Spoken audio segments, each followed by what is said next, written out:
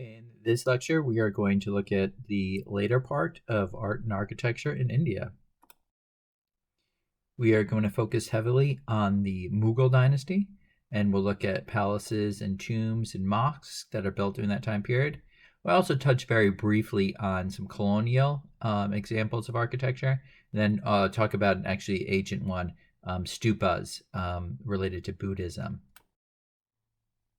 In an earlier lecture, we looked at the ancient art and related to gods, and we looked at caves and stone carvings and temples. Today, we're going to look at the Islamic, colonial, and modern architecture. We're going to look at some examples of Mughal architecture. First thing that we're going to look at is Agra Fort, and it is a palace site of the Mughals. It was built on a site where the Lodi dynasty had a palace, but it was expanded by the Mughals, and it was one of the capital cities in addition to Delhi. So you had the Red Fort in Delhi, Agra Fort in Agra, and these forts you can see are military defenses there, but they're more palaces. They're huge complexes that are where the royal family and everybody's supporting them, and the military would have a place to be. So let's just look at some of these pictures here. So you would enter Agra Fort on that top left picture, and you can see some of the walls and the fortifications leading up to it with the moat walls. And then you'd come to the next picture in the middle top, which is a gate, this massive gate, and again, pretty defensive structures. And then you get to the interior of the fort, and the one on the top right is kind of interesting.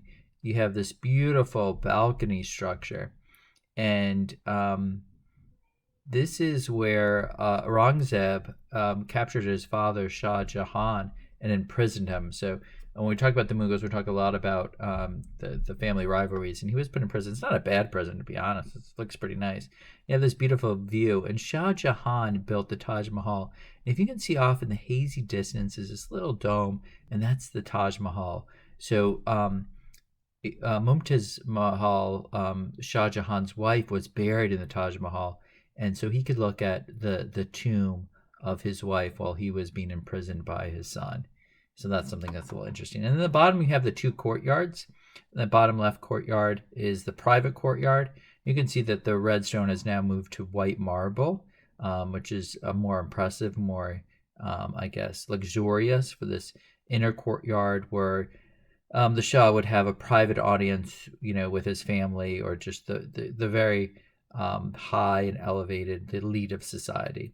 And then you see the court that's for public appearances. So on the bottom right is where the Sultan would be for an audience with a much larger community. So now let's briefly just look at the Red Fort. So this is the other major palace structure for the Mughals in Delhi, Old Delhi, if you will. And we'll start at the bottom left. There is the gate that will, you'll go to enter into the Red Fort. And then you'll go to an area where there's public audiences. And the picture here on the right is where the Sultan would sit, basically. So it's very different than our Western sense of a throne, where it's more of a platform. They'd be up there with a lot of pillows and carpet.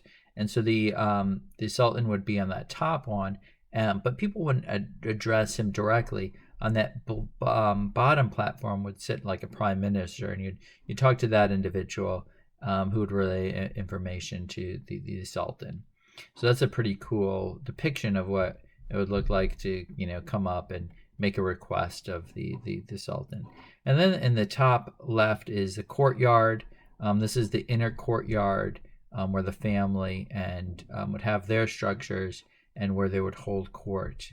And again, it's just beautiful structures, and it's truly immense how big these forts are. It's hard really to grasp how massive these palace structures are.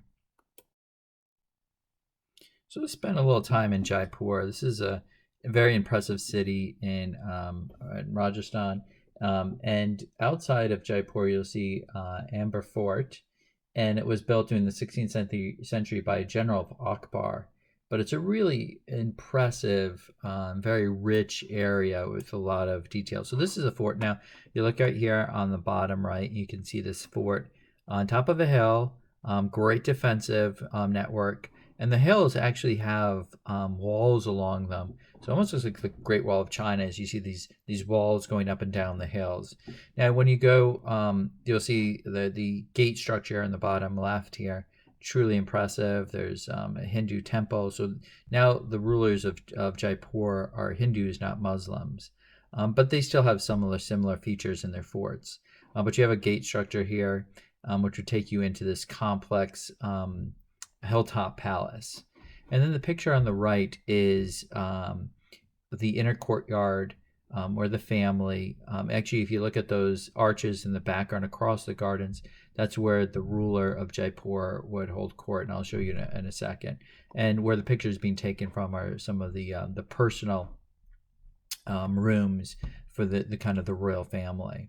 And it's pretty cool. I should mention that most of these pictures actually I took, and Jaipur again is an amazing place to visit. So now we're also still in Jaipur and Amber Fort, but I wanted to show you some of the features of this architecture. So within that kind of throne room, you would have what's depicted here on the left. If you zoomed in on that silver colored material, it's actually mirrors. And that whole room is just covered in pieces of mirrors, artistically placed. And I can't even imagine the beauty of being there at night with candles, and you have just thousands and thousands of mini mirrors reflecting light. It must have been truly magical.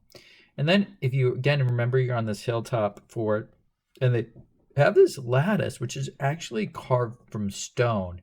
It's a very common feature of Indian architecture, and just the craftsmanship to build this, carved from stone, this intricate lattice is just truly amazing. So you get the breeze on top of the hill, but you are able to view the surrounding area. And of course, you've got the beautiful hills, there's gardens, there's lakes, and it's just truly magical and takes your breath away. Here's a beautiful lake palace in Jaipur, and this is intentional. So they built this palace and they created this artificial lake, and it kind of gives us this island feel to it. So some of this palace is submerged, and it's truly kind of, again, mystical or whimsical in its appearance. Unfortunately, this one is not open to the public, so you can't go and see it. But still, even from observing it from the shore, it's really, truly an amazing sight. So we're still in Jaipur, but eventually the rulers of Jaipur moved from the hilltop mountains, which were needed during times of warfare to protect themselves. And when things became more stable with the British, they moved into the city. So this is a city palace in Jaipur. Now, the top left is kind of interesting. This is a part of the palace, it's very narrow. So this is only a couple feet wide. But it's got all these different layers and windows, and it was interesting. This was for the women of the palace. Now, women were not really allowed outside, but they wanted to see what was going on. They didn't want to sit around in the palace all day, so they would go to this part of the palace, and they could sit in those hallways and look from these windows at the street and everything that's going on. And this color is pretty common, actually. Jaipur is called the Pink City sometimes, but it's more like a salmon colored. But all their buildings downtown are painted this kind of pinkish color. And then if you go inside the palace, you'll see an inner palace. This is actually more recent building here, I think from the early part of the 20th century, that was currently a museum that you could go around and walk through. And then if you look at the bottom left, this is a courtyard. And then that white building back there is actually where the family that ruled Jaipur, they're no longer political leaders since independence, but they still live in that residence. And if you pay a lot of money, you can get a tour of their private residence. And then down here is pretty cool. This is a silver jug, solid silver. It's almost as tall as I am, like 5 or 6 feet tall. I think it is the largest silver jug in the world. And when the ruler of Jaipur went to England for a coronation in the early part of the 20th century, he wanted to bring water from the Ganges River to bathe and to use because it was holy water. And he made these silver jugs to carry that holy water. It just shows you the wealth of these people and how astronomically wealthy they were during that time period. So we're leaving Jaipur, but we're staying in the same reason to visit Udaipur, which is the city of lakes, and they've got all these lake palaces, and you can see different angles of this lake palace. Now this one, unlike the one in Jaipur, you can visit, and in fact, it's one of these heritage hotels that are very expensive. So actually, if I go back to Jaipur, there's the Rambarg Palace that was built in the 19th and 20th centuries. But it was a hotel now that you could stay at for a lot of money. And the same thing with Udaipur, the lake palace, which is built on an artificial lake in the 18th century, and it's just constructed of this beautiful white marble. You can go and stay there if you have enough money at this beautiful hotel. So let's take a little break from architecture to look at Mughal art. So these are really impressive works of art. Just to put in context, they're not very big. They're actually based on Persian miniatures. So maybe like, 1 foot by 1.5 foot. Pretty small paintings, not these big grand canvases that you might see in other cultures. So they're influenced heavily from Persia, but there are also some local influences of Hindu and Buddhist art. But this style of art was developed in the Mughal court, and it gives us a lot of images of what life was like in the Mughal court. So you see portraits, so a particular emperor might be on horseback or with family members. You'll look at court life. There's a lot of depictions of hunting, plants and animals. So those are the main topics of art from this time period. The other thing that you'll notice is the vibrant use of colors. So bright colors, saturated colors. It's just very pleasing to the eye. So this is the main style of paintings during the Mughal Empire. All right, the most famous type of architecture from the Mughal dynasty are the tombs. Humayun, who is the son of Babur, the second Mughal emperor, has his tomb in Delhi, and it's massive. So those are the first two pictures, right, on the top right. So you can see the interior and then the exterior, and these are huge complexes. So you have obviously this massive tomb structure, which is really hard to get the scope of it from a picture. And then it's surrounded by even more massive gardens with streams and ponds artificially created, and places for animals, and then there'll be a wall structure around it. So these tomb structures are huge. And then in the bottom right, you'll see two images, one from the interior and one from the exterior of Akbar, his tomb, which is a little bit outside of Agra. And then in Agra, you'll see this little tomb here of Iltimad Udala. And it's you can see people standing in front of it. It's not super impressive, but this is called the Baby Taj, and this is something to remember because it's important. That this structure, though small, built in the early part of the 1600s, inspired the Taj Mahal, because you can notice it has different features that will be replicated in the Taj Mahal. Okay, here we are. This is the high point of Indian architecture. Some people say it is the most impressive building in the entire world ever created, the Taj Mahal in Agra. So again, remember the two capitals, Delhi and Agra.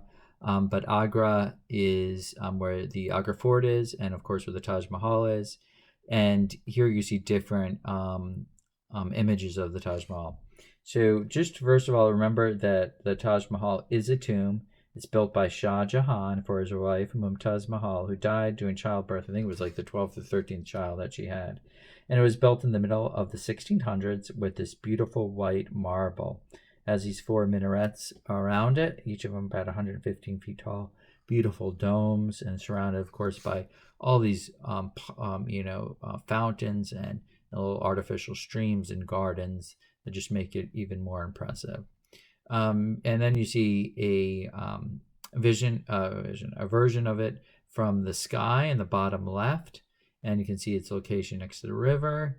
And it's really beautiful at sunset. You can see it actually changes colors. So during the day, it might be bright white, but it'll pick up on the the sun's colors as it's setting and turn into like different oranges and reds, and it just truly amazing. It takes your breath away. There's nothing that really can prepare you.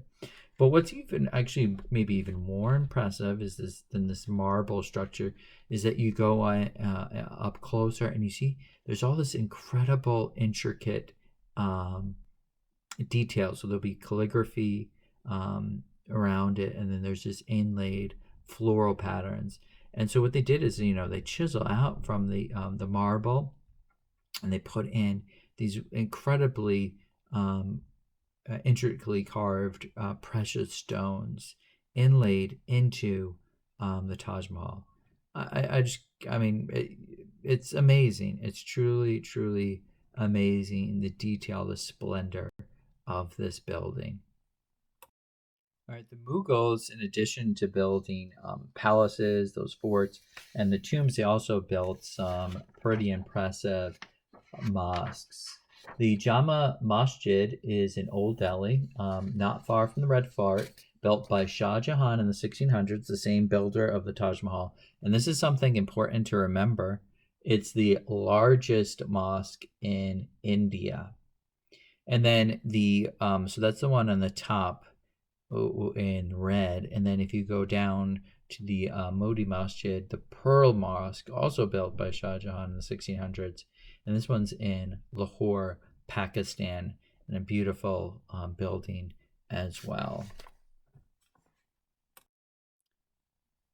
So we're going to take a break a little bit from the Mughals and look at some religious buildings that are extremely important in Indian history. And in terms of Buddhism, these are the stupas. And these stupas are reliquaries. This is something important that you should remember. These are reliquaries that contain the ashes of Buddha. So the older one is in Sanchi, and it's from the 3rd century BC. So this is during the time period of Ashoka. So he's the one that probably commissioned it. It's about 150 meters in diameter, and contains, again, the ashes of Buddha. And then the other stupa is Dhamek, which is from the 1st century. So a little bit more recent, but still pretty ancient. And it's near the place of his first sermon, so commemorating that location. The holy site for Sikhs is the Golden Temple that is in Amritsar, and it is a very important site for them. So it was built during the 17th century, and it contains the Guru Granth Sahib, the holy book of the Sikhs. It's located in this temple, and it's really one of the most beautiful structures, again, and not just in India, but in the whole world. And now I want to take a couple minutes here to look at some of the architecture that the British built while they controlled India. One thing is the Victoria Terminus in Mumbai, and this is a huge railroad terminal and the headquarters of the railroad system. And so it was built in the 1800s. And what's kind of interesting here is that you can see the neo-Gothic style that was popular during the Victorian period. But if you look a little bit closer, you can see that it's not a replication of what's being built in Britain at the same time. It actually has a lot of Indian influences in terms of its style. So it's kind of a neo-Gothic or romantic style building, but with an Indian twist to it. All right, we are back in Delhi, and I'm talking a little bit about the British. We already talked about old Delhi that was built by Shah Jahan. So you had the Red Fort and the Jama Masjid, the huge mosque. But then there's New Delhi, which the British made the capital of the British Raj when they were controlling India. So at one end of the this new section of the city is India Gate. So there's this huge gate, and then a massive connector road all the way down to the other end, which is the president's palace. So on the top right, you'll see the ruler of India here, but um, in the past you'd have the viceroy of India there. And so, and in between there, you'd have like something similar to the mall in DC, a public boulevard with public buildings, museums, and different states would have different buildings. And then if you get a little bit closer, you have like the North Building, the South Building. So these are headquarters of a lot of different offices. So like the military, State Department, different offices of different political buildings in New Delhi that control the government. So this is where the seat of power of the British Empire was when they ruled India, and then when the British were kicked out, the Indian government took over the buildings and still use them to this day. All right, here's a cool building that's not really hugely important to Indian history, but it's something I saw while I was in India. A stepwell.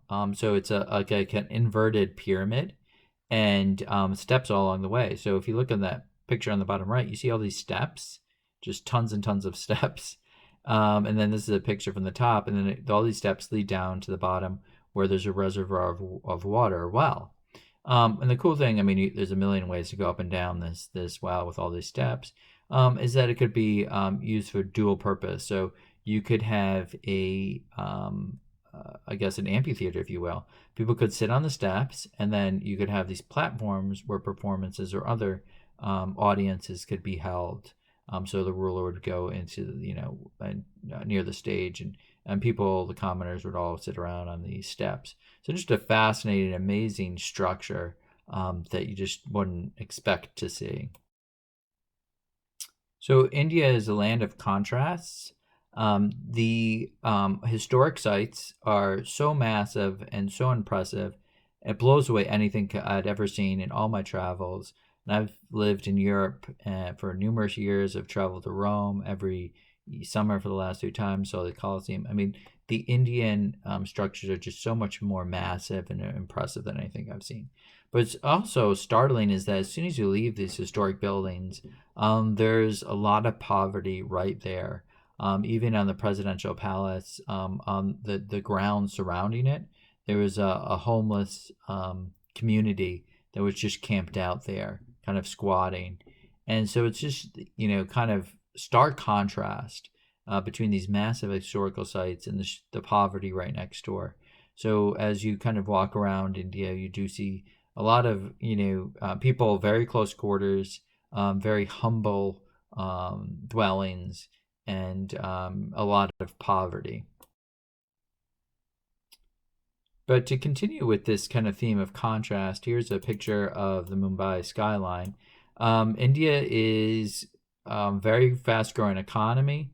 And there's certain parts of, I didn't make my way to Mumbai, but I was around Delhi, and there's sections of Delhi that look more modern and more built up than parts of New York City. Just tons of skyscrapers, all new buildings, incredible transportation systems, subways and airports, way more advanced than anything that we have in the United States. And and you look at this picture of Mumbai. Yes, there's a lot of poverty, but there's also a lot of wealth and economic growth and modern buildings. In fact, the most expensive private residence, which costs anywhere from $1 to $2 billion, is in Mumbai. So it's a land of a lot of contrasts. So modern India has a lot of poverty, but right next to that poverty in the urban centers, they have brand new, amazing high-rise apartments.